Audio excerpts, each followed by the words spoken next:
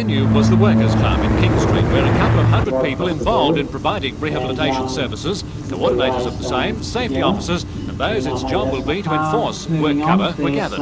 Work cover itself is a policy outlined within the Workers' Compensation Act 1987, requiring firms to establish registered programs by the end of the year if a large employer, or by mid-next year if employing 20 or less.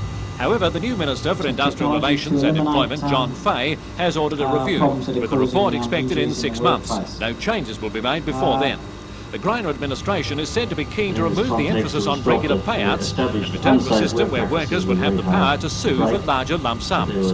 Be that as it may, getting people back to useful full employment is the important thing, and today's conference discussed the issues of prevention of workplace accidents and rehabilitation research. A particular aspect was the involvement of workers and management representatives from the occupational health and safety committees set up throughout the Hunter region, to coordinate their activities with those of rehabilitation service providers. Above all, though, was the push for a safer working environment. The general opinion there was that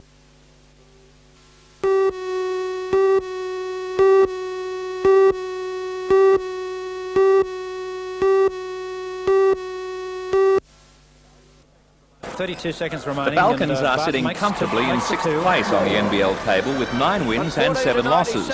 On the other hand, Geelong is certain to take the wooden spoon, as they have yet to record a win from 18 games. Despite that poor record, the Cats have played some outstanding matches, only going down to Brisbane by 5, Hobart by 2, and led the Falcons for 3/4 of their game earlier this season. However, Newcastle is running hot, winning 5 out of their last 6 games. Coach Ken Cole says not only will his side be out to win, but win by a long way to boost the side's averages. Well, we're setting ourselves a target of trying to outscore them in all 4 quarters, rather than have 1 or 2 good quarters and sort of play them even in the others. And we're not going to use it in any shape or form to just give people a game. I mean, this is a very serious stage of the competition for us, and we have to find out if we can concentrate hard enough to get a very strong and positive result. So we've made good progress, and I suppose it's been a long time since you've been able to come to a game here anyhow thinking we will beat this team with some certainty. But that, I mean, we feel that way now, but we feel that we'll beat everybody that we play from here on, so it's not just a matter of beating Geelong. Are the Falcons the hottest team in the NBL competition at the moment?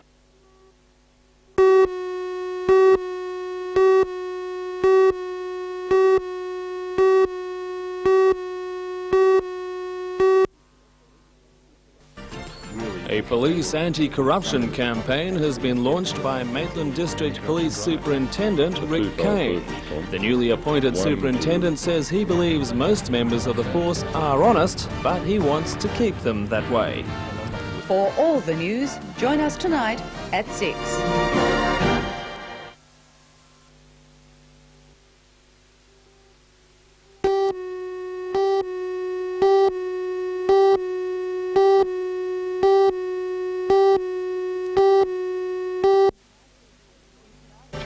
In tonight's NBN News, area health boards in the Hunter are expected to be disbanded following a review called by the Minister for Health, and a breakthrough in the Nelson Bay Polyclinic dispute.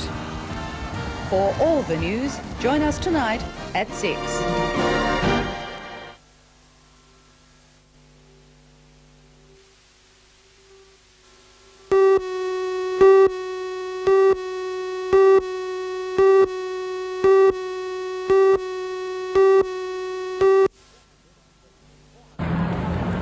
And 36 members of the now amalgamated technicians and telephonists unions met at the Workers' Club at lunchtime, but eventually extended the stoppage until 4 o'clock this afternoon. That won't be the end of it, though, with selective bans planned to affect Telecom's revenue without inconveniencing the public. During today's stoppage, emergency lines were staffed, but installation and maintenance work stopped and operator assistance was unavailable. According to Union Secretary Gary Kennedy, Telecom employees have already suffered from a massive reorganisation, with this latest attack now on top. And we could see massive job losses because all of Telecom's profitable areas are going to be open to competition. But at the same time, Telecom must still carry the non-loss areas, which means that our members will lose jobs, the public will have to pay for time local calls, directory assistance, fees for maintenance, all sorts of things. And our members aren't really happy about it. So what are they going to do about it? Well, at the moment, we're not really prepared to say what sort of industrial action we're going to take. That's still under wraps, but all I would say is that it will not affect the public at all. Social security officers will also be feeling the bite of more industrial action. Already there have been strikes closing several Newcastle area offices over staff reorganisations, which the Administrative and Clerical Officers Association says will cost jobs. While a devolution of responsibility is planned from Sydney to the regions, ACOA organiser Vicky McDonough says this will only mean more work for present employees. The staff cuts that were announced in last year's budget still stand. The extra workload will have to be carried by the staff that is already there. Well, we've seen a couple of strikes already over this issue. What's ahead in the way of industrial action? Well, at this stage, from the outcome of the meetings today, we haven't got a final figure as yet, but it certainly looks like the strike action will continue. In what form? Because we've had, only 3 out of 7 offices shut here. Will there be more shut in future? Well, hopefully the other union that works within the social security, which is the APSA, will be called on to support us in this action.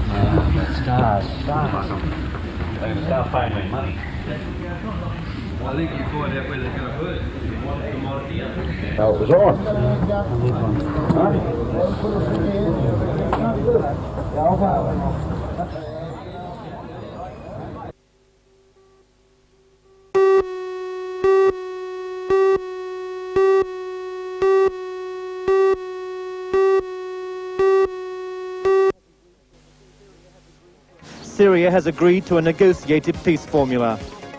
As she prepares to turn north for her last leg up the east coast of Australia, 130 players were accepted. NBN News, nightly at 6.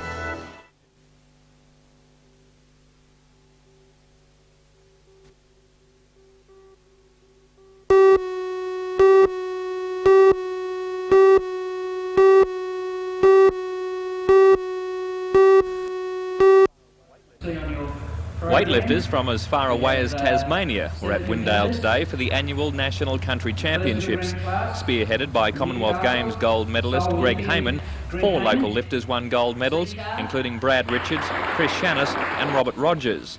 Hayman lifted a total of 210 kilos today, the qualifying standard for the Seoul Olympics. 2 weeks ago in Melbourne at the Olympic trials, Hayman failed to qualify after missing his 3 clean and jerk attempts. Although he had qualified at 4 previous tournaments, Hayman was originally left out of the Australian team, but after pressure from the National Federation, the selectors changed their minds.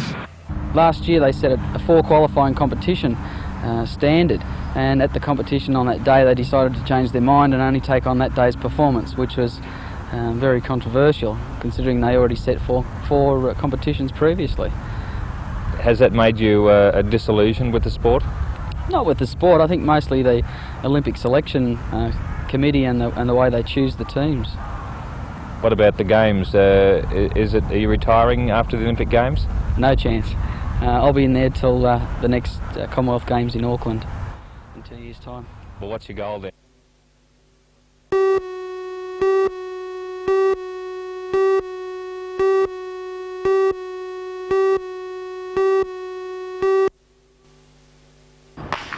Altogether, 1,268 people took part in the 2 runs, which began and ended at the Tubemakers Recreation Club. Besides the main 9.2 kilometre event, there was a shorter 4.2k run for the not-so-athletic. First home in the main event was Brian Morgan in 28 minutes, 17 seconds. He finished 10 seconds ahead of Terry Farrell, with Chris Perry in 3rd place, another 2 minutes back. First home for the women was Jodie West in a fast 34 minutes, 38 seconds. She finished 2 minutes clear of her nearest rivals, Kerry Robinson and Janice Davis.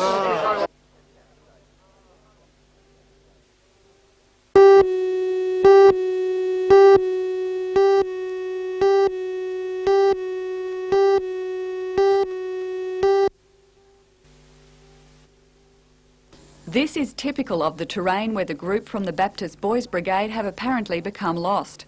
The brigade is similar to the scouting movement, and the boys were attempting to earn an expedition badge under the supervision of the 4 adults. They left for Barrington Tops on Saturday afternoon and set up a base camp at the Little Murray picnic area near Pole Blue Swamp. On Sunday morning, it's thought they set out on a 15-kilometre hike, carrying food and warm clothing, but not their sleeping bags and tents. When they failed to return to Belmont by 6 o'clock last night, Brigade Captain John Betteridge raised the alarm. John pulled out of the trip at the last moment because the cars were crowded. His friend Jim Morris, who was in on the planning, also withdrew a week ago. Late this afternoon, he was helping police by providing details of the expedition. Are you concerned for their safety? Yes, we are concerned. We're especially concerned since the vehicles have been found and the boys and the men are not with the vehicles, and that is the main area of concern at the moment. How much experience do the youngsters have? The youngsters would have little or no experience. This would be their first expedition because they're doing level 1 of their expedition badge. The hikers had 4 maps and 4 compasses between them, and at least 2 of the adults are experienced hikers. One is a Queen's Scout and the other has his Queen's badge in Boys Brigade, and the Queen's Scout has done considerable bushwalking in that area, several 4- and 5-day hikes. John and Jim plan to leave for Barrington Tops tonight to help in the search, which will resume at first light. Another cold and damp night is forecast.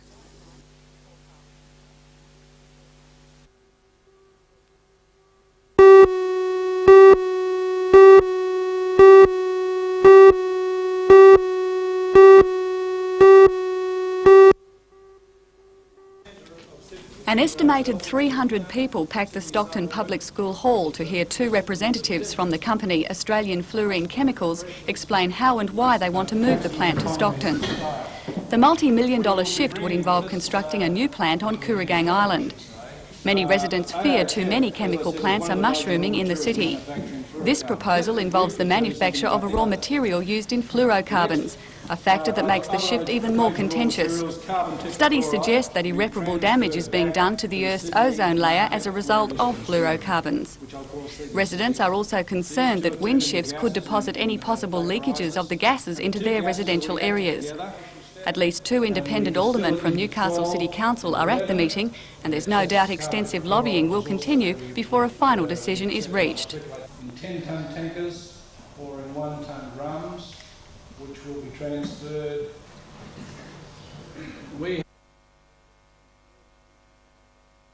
From our feed tank, that T41 is just a tank number, is a tank which feeds the plant.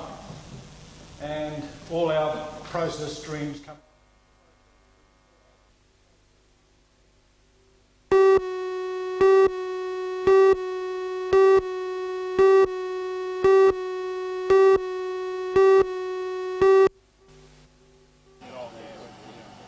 The Boys Brigade bushwalking party set up camp at the Little Murray picnic area in the Barrington Tops on Saturday afternoon.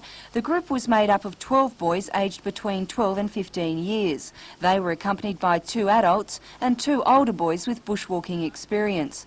The boys were attempting a hiking badge and planned to walk 16 kilometres, but after only a few hours on the trail, they found themselves hopelessly lost. The group was expected home on Sunday night, and when they failed to show up, parents raised the alarm. The party's deserted base camp was soon located by police, but there was no trace of the hiking party. A preliminary search yesterday was hampered by bad weather. No helicopters could fly into the region because of thick fog. But today the weather lifted enough to enable a full-scale helicopter search to be carried out. While on the ground, worried parents along with police and the State Emergency Service began a ground search.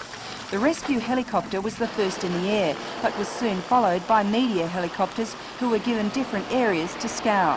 At 9:10, it was elation for everyone when the party was sighted hiking on top of a ridge. The boys were found in good spirits considering their ordeal and were ferried back to the main campsite for some well-earned tucker.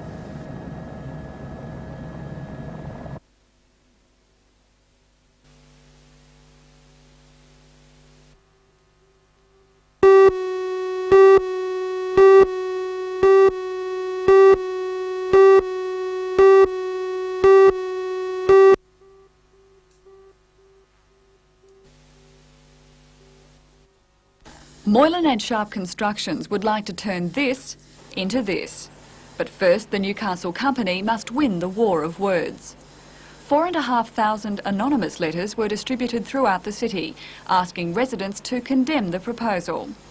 The handout says the council is making a present of beachfront land for commercial use and that residents are providing a facility for the development on a public reserve. The letter drop is the work of Moira McCatty, who's lived at Bar Beach for the past 32 years. Well, we printed 500 to 1,000 initially, and then we had people coming back from outlying areas who'd had friends who'd shown them one, saying, can I have 100, 200, we want to distribute them in our area. Our friends, neighbours are very interested and want to give you support. She believes the battle lines have been drawn. I and the people fighting with me will fight till we win. Not to be outdone, the developer has responded with a circular of his own. This letter points out the pavilion is too far gone to be saved and that the alternative would provide modern amenities such as a first aid block, a restaurant and function rooms. Signed simply N. Maitland, the letter urges residents to express support for the scheme by writing to Town Clerk Barry Lewis. Not surprisingly, Council has extended the exhibition period and called a public access meeting for the 5th of July. No decision will be made until after that date. Meanwhile, a special council meeting has been called for tonight to deal with the civic redevelopment. A Lord Mayoral minute requests a breathing space to consider the 31-storey tower proposal. A public access meeting has been called in 2 weeks' time.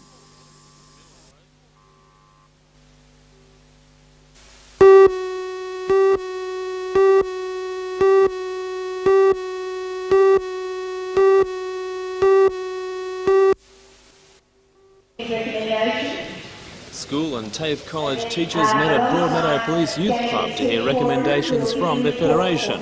Within minutes of the doors opening, the hall was packed to capacity. Hundreds more teachers unable to enter listened to loudspeakers. As expected, the traditionally militant Hunter teachers voted overwhelmingly in favour of the Federation's recommendation to stage a 3-term wave of protests and strikes, culminating in a mass rally in mid-August. The Hunter vote was 1,999 to 1. Federation Vice President Janet McLean denies teachers are overreacting to the Coalition's education funding policy. If a Premier says that he's going to take 1.5% productivity increases at the expense of the children of New South Wales, I think we should do something about it now, before the budget session. After the rally, several hundred teachers waving placards and banners marched to the Newcastle Mail Centre, where they posted a letter to Premier Greiner detailing their objections. Education issues dominated other talks in the city today. A small public gathering at Newcastle Leagues Club questioned a panel of experts on the federal government's Green Paper on higher education. David Phillips, Private Secretary to Education Minister John Dawkins, fielded many of the questions, especially those relating to the planned amalgamation of Newcastle University and the Hunter Institute.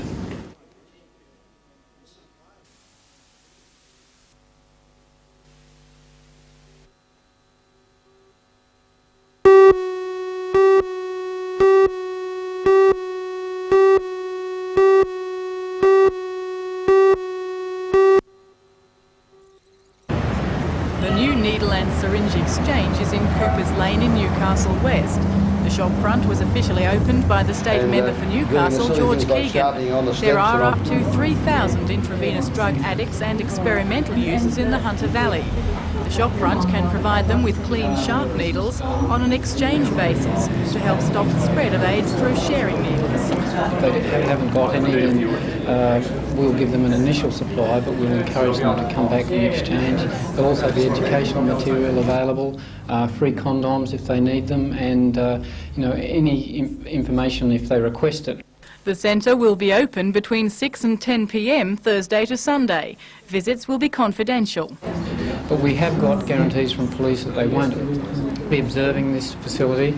It is also now no longer illegal to possess needle syringes, and so the users really don't have much to fear on that score. They're probably more likely to run into strife elsewhere when they're purchasing their drugs and so on.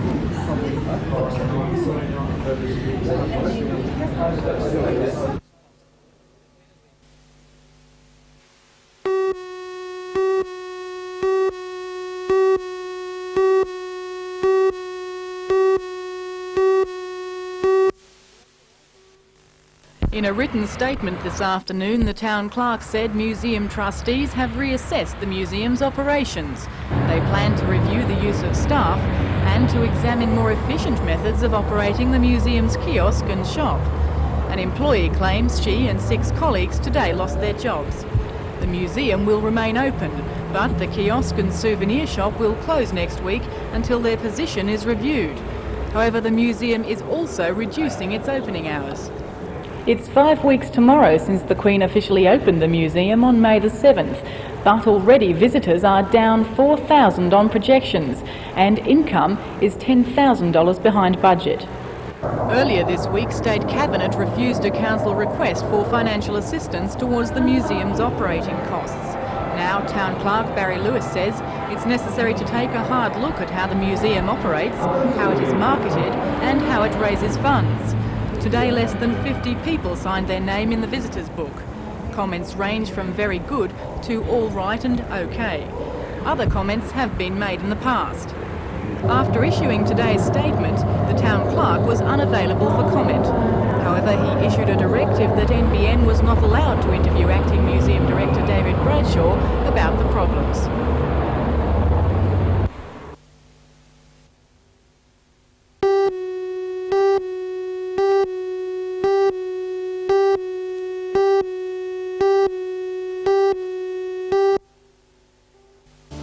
About 500 attended the Mass to celebrate the Golden Jubilee of priestly life for Monsignor Cotter and Father Linehan, both of the Maitland Diocese. Father Linehan celebrated his 50-year service earlier this year. Today it was Monsignor Cotter's turn. Born in Southern Ireland in 1914, Monsignor Cotter undertook his priestly studies in Italy and was ordained in Genoa on June the 11th, 1938. That same year he sailed from London to Australia. He settled in the Diocese of Maitland. Parishes he has served include Hamilton, Tyeshill, Waratah, Merriweather and Mayfield West. In New Lambton today there was a celebration of a different kind. Sprightly Kathleen Morrell turned 100. She was born in Acton in England in 1888 and came to Australia with her 2 daughters in 1963. She's travelled back to England almost every year ever since. Mrs Morrell has lived in Newcastle for the past 18 months and spent today celebrating with family and friends. Some had travelled from Tasmania. She has 2 children, 8 grandchildren and 13 great-grandchildren. For her birthday, Mrs Morrell received telegrams and letters from the Queen, Prime Minister Bob Hawke, the Governor-General Sir Ninian Stephen, Governor and Lady Rowland, Opposition Leader John Howard, Premier Nick Greiner and Community Services Minister Virginia Chadwick. Some family members admitted it was difficult to find a practical gift for their 100-year-old loved one. But they were delighted to discover Mrs Morrell, formerly Mrs Thompson, from an earlier marriage, could take up an English title as Lady Kathleen of the Manor of Thompson, Norfolk. Mrs Morrell only found out this weekend. Needless to say, her new title was a cherished birthday surprise.